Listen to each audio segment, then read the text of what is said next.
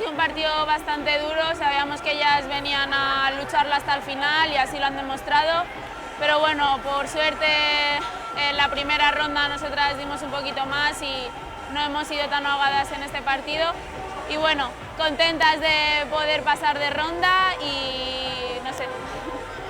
Bueno, yo creo que el partido ha sido bastante duro, nos tenían que remontar 7 goles y nosotras pues, al final hemos perdido 2, pero bueno, hemos estado ahí todo el partido y al final pues nos llevamos la eliminatoria. Era un rival moi difícil, sabíamos que iba a loitar ata o último minuto, aínda que teníamos a ventaxa das 7 goles, afrontámoslo con moita intensidade e con máis gaños que nunca.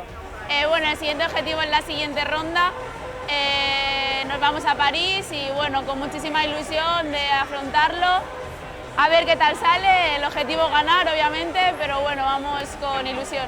La semana que viene viajamos a Gijón el viernes y esperamos ganar los 2 puntos y nada, y seguir ganando. Pois debutar sendo xuvenil de primeiro ano é a verdade unha sorte e máis con este equipo.